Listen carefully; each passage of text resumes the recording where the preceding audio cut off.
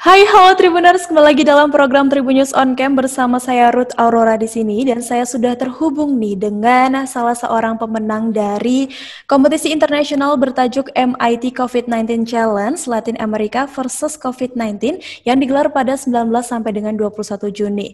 Dia adalah Adriana Viola Miranda dan kita langsung saja sapa. Hai Adriana. Halo, halo Mbak. Halo. Eh, Sebelumnya kita mau ngucapin selamat dulu nih buat Adriana udah memenangkan kompetisi COVID-19. Digelarnya gimana? Boleh diceritain dong pengalamannya gimana selama mengikuti kompetisi tersebut? Oke, jadi sebenarnya itu lombanya online Mbak, daring, Mhm. daring dalam jaringan. Jadi lombanya itu kan diselenggarakan 19 sampai 21 Juni.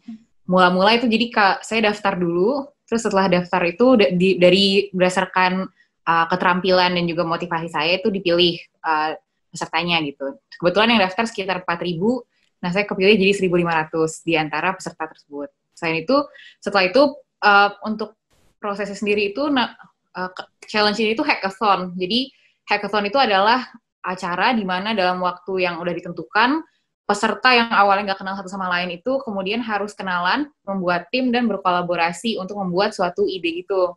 Kebetulan saat ini karena ada COVID-19, jadi tema yang dibawakan adalah bagaimana caranya menyelesaikan masalah-masalah yang ada saat COVID-19 itu gitu.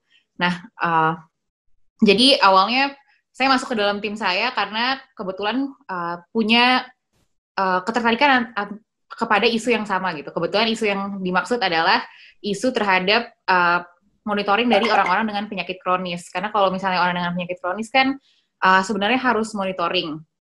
Akan tapi karena COVID-19 ini jadinya monitoring itu sangat berkurang gitu. Karena kan orang pada takut untuk datang ke rumah sakit kayak gitu. Jadi oleh karena itu kami memikirkan cara terbaru bagaimana untuk bisa memberikan pelayanan secara maksimal sekalipun dibatasi karena COVID-19 ini kayak gitu. Sebenarnya ada solusinya namanya telemedicine. Telemedicine ini adalah monitoring atau tindakan medis secara jarak jauh. Tapi masalahnya untuk jarak jauh ini biasanya menggunakan internet. Nah, kebetulan di Latin Amerika itu banyak sekali orang yang belum bisa punya akses ke internet. Dan ini sebenarnya kan dirasakan di banyak tempat, gak cuma di sana aja, tapi juga di berbagai belahan dunia termasuk di Indonesia. Nah, itulah yang berusaha kami selesaikan gitu. Terus berarti dibagi jadi berapa kelompok tuh dari kompetisi Hmm, itu? jadi sebenarnya kompetisinya kan ada 1.500 orang. Nah, itu Mhm. dibagi ke dalam 10 track atau kayak 10 kategori gitu.